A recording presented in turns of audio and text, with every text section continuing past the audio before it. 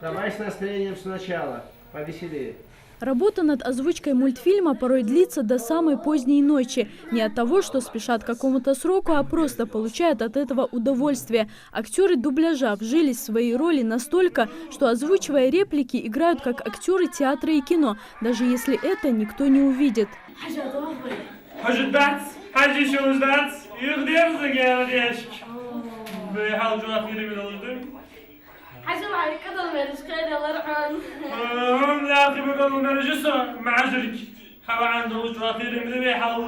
Наставляет молодого Симбу его преданный друг попугай Зазу. На эту роль подошел и по типажу, и по тембру голоса Магомед Калоев. Обычный студент изначально не верил в свои силы, но по настоянию друзей все же решился поучаствовать в проекте.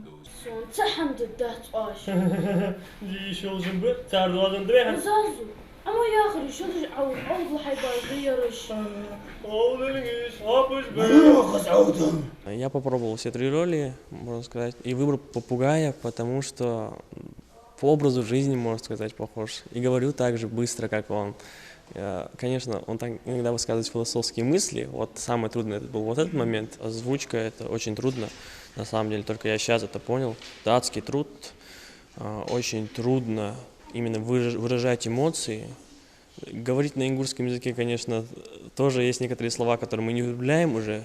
Это направление в республике довольно-таки не новое. Прежде на ингушский язык были дублированы популярные мультфильмы «Трое из Простоквашино», «Малыш и Карлсон», а также «Мухаммад, да благословит его Аллах и приветствует последний пророк». Инициаторы проекта выбирают те мультфильмы, которые уже переведены другими регионами на свой язык. Это позволяет опираться на их опыт. В части перевода там была проделана серьезная работа, начиная от преподавателя гимназии номер 1. Потом мы несколько раз уже переделывали этот перевод, и так получилось, что мы чуть ли не с самого начала, используя старые переводы, и уже переделали уже в процессе самой работы, потому как где-то не подходит по длине текст, где-то не подходит по смыслу.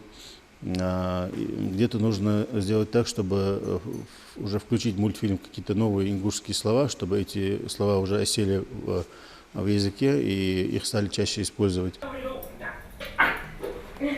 Через себя все образы пропускает режиссер дубляжа Расул Атмурзаев. На его счету около 100 озвученных мультфильмов, в том числе и 3 дубляжа на ингушском языке. Выпускник ГИТИСа и актер по образованию сам отобрал 14 актеров и с каждым из них провел индивидуальные репетиции. Ему удалось за короткий срок сработаться с абсолютными новичками, ведь в озвучивании участвуют непрофессионалы этого ремесла. Никто из них не имел прежде подобного опыта. Кто-то понимает сразу полуслова, кто-то вживается. Тогда интересно получается настоящий и живой мультфильм. Я могу дать, как бы мы можем, в принципе, дать актерам, они придут, сочетаясь с пафосом. Но это не то. Мы хотим, и чтобы речь была хорошая, мы хотим, чтобы и живые сцены были, и диалог живой. Это же в основном сказку смотрят дети. Если они просто внимание, если потеряют, они мультфильм смотреть не будут. Я так думаю. И мне кажется, что нам удалось, чтобы дети смотрели, и взрослые. Я наблюдал, что и вам это нравилось, не знаю. Озвучка мультфильма длится уже 3-ю неделю. Все исполнители ролей отобраны во время 3-дневного кастинга. Близится к концу работа над записью реплик. Затем предстоит монтаж, сведение звука и дополнение музыкальными композициями также на родном языке.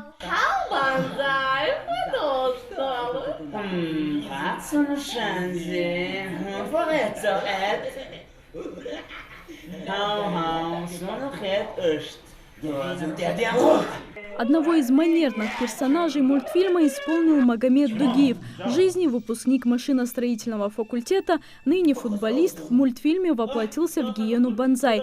На вопрос о том, что было сложнее всего, Магомед, задумавшись, ответил: быть гиеной. Пришел первый раз, много новых лиц было, никого не знал. И мне сказали прочитать текст. Сказали прочитать текст гиены. Вообще-то я шел озвучивать главного персонажа, как все хотят. Но мне сказали попробовать гиену. Эта сказка будет очень полезна для наших детей, и они будут узнавать очень много нового, именно нашего ингушского. Будут узнавать много новых слов.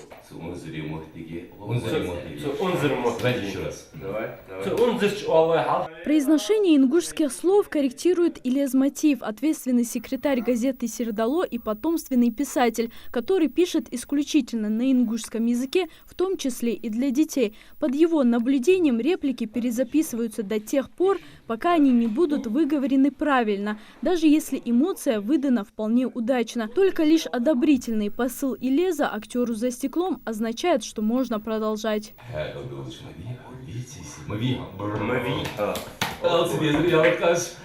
Там страшно было, да, то, что он перед этим сказал? Просто там выражение неправильное.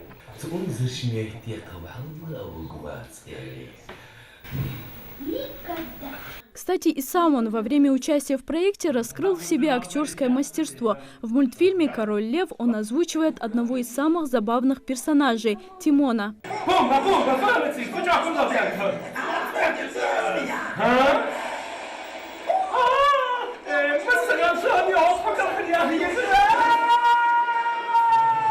А вот главного злодея в мультфильме «Шрама» озвучивает Мухаммед Тачиев, известный еще как ингушский Левитан. Обладателю необычного голоса приходилось и рычать правильно, и ехидничать, и даже плеваться в одном из эпизодов, где он чуть было не проглотил попугая Зазу.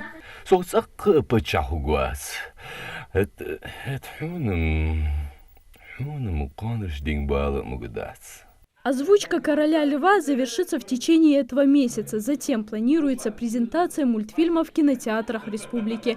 Залина Могушкова, Ахмед Горбаков. Новости 24.